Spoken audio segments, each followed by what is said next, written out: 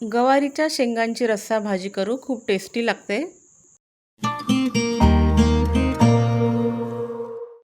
नमस्कार मंडळी, welcome to निराली माय चॅनल। भाजी करण्यासाठी मी वाटण तयार करीत आहे। तर वाटण करण्यासाठी मी 2 टेबलस्पून शेंगदाणे तव्यावर घातलेत आणि ते भाजून घेत आहे। मंद गॅसवर खरपूस असे शेंगदाणे भाजून झाले, ते काढून घेतले। 2 टेबलस्पून सुकं खोबरं किसून घेतलं आहे, ते सुद्धा मी भाजून घेत आहे। भाजीची पूर्वतयारी पहा। 3-4 हिरव्या मिरच्या, 5-6 लसणाच्या पाकळ्या, 2 इंच आल्याचा तुकडा आणि भाजलेले शेंगदाणे, भाजलेलं खोबऱ्याचा कीस घेतलेला आहे।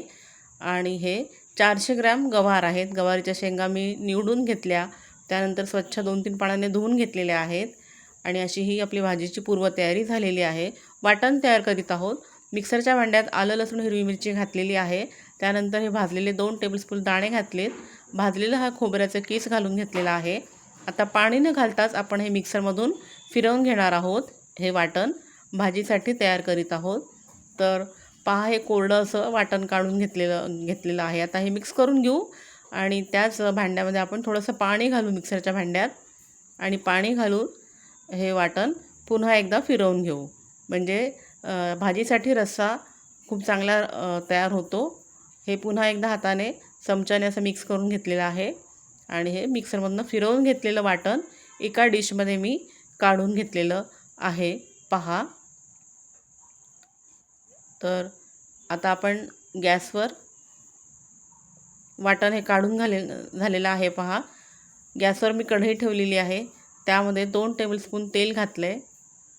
तेल गरम झालं की त्यामध्ये धुवून घेतलेली ही गवार ती आपण परतवून घेत आहोत। गावरानी गवार आहे, त्यामुळे भाजीची टेस्ट खूप छान लागते। गवार मागची पुढचं देठ काढून तिचे तुकडे करून घेतलेले आहेत। 400 ग्रॅम गवार आहे आणि ही चवीला खूप टेस्टी लागते। थोडंसं मीठ घातलं आहे, त्याने सुद्धा भाजीची टेस्ट वाढते। तर हे 2 ते 3 मिनटं मंद आचेवर आपण हे परतवून घेत आहोत। गवारीची शेंगा या, त्यामुळे भाजी टेस्टी होते। 2 ते 3 मिनिट परतून झाल्यानंतर आपण ही गवार काढून घेणार आहोत एका टोपामध्ये स्टीलच्या। तर ही टोपामध्ये काढून घेतली, त्याच्यावर झाकण ठेवले आणि त्याच कढईमध्ये आपण 3 टेबलस्पून तेल घातलेलं आहे, पहा। तेल चांगलं गरम झालं की त्यामध्ये 1 छोटा चमचा मोहरी ती घातली आहे, ती तडतडली। 1 छोटा चमचा जिरं घातले, तेही छान फुललं की मग त्यामध्ये हे वाटण ते घातलेलं आहे, पहा। आलं, लसूण, हिरवी मिरची, भाजलेले दाणे, खोबरं, हे वाटण आपण मिक्सरमधनं फिरवून घेतलं, ते घातले। ते 2 ते 3 मिनिटापर्यंत छान परतवून घेऊ। आपण सर्व भाजून घेतले असल्यामुळे जास्त परतवायची आपल्याला गरज नाही आहे तशी। 1 छोटा चमचा हळद घातली आहे, 1 मोठा चमचा तिखट घातलेला आहे, 2 चमचे घरीच केलेला गरम मसाला घालते आहे, पहा। चिमूटभर हिंग घातलेला आहे, घरचाच गरम मसाला घातलेला आहे। आणि हे कोरडे मसाले पुन्हा एकदा छान मिक्स करून घ्यायचे आहेत। सर्व छान मिक्स करून घ्यायचं आहे, तेल सुटेपर्यंत परतून घ्यायचं आहे। छान गोळा तयार झालेला आहे, पहा। तर खाली लागायला नको कढईत, म्हणून तो मसाले जे आहे ते आपण थोडंसं पाणी त्यामध्ये घातलेलं आहे, कोमट पाणी, ते खाली लागणार नाही मसाले सगळे, म्हणून थोडंसं पाणी घातलं आहे। वाटण चांगलं परतलं गेलं की सुद्धा भाजीची टेस्ट खूप छान वाढते। आता हे परतवून घेतलेल्या गवारीच्या शेंगा त्या घातलेल्या आहेत, सुरुवातीला आपण परतवून घेतलं होतं। आता या वाटणामध्ये सर्व शेंगा या चांगल्या मिक्स करून घ्यायच्या आहेत, हलवून।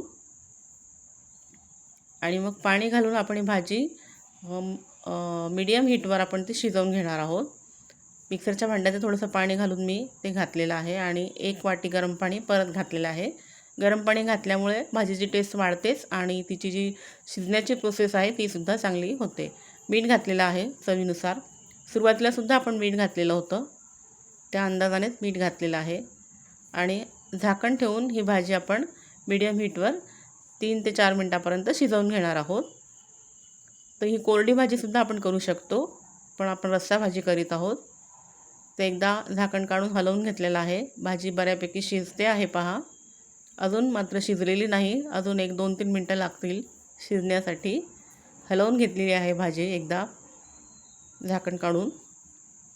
निरालीबाई चॅनलवरचे इतरही रेसिपीचे व्हिडिओज आहेत, इन्फॉर्मेटिव्ह व्हिडिओज आहेत, आपण ते नक्की पहा आणि चॅनलला सबस्क्राईब करा.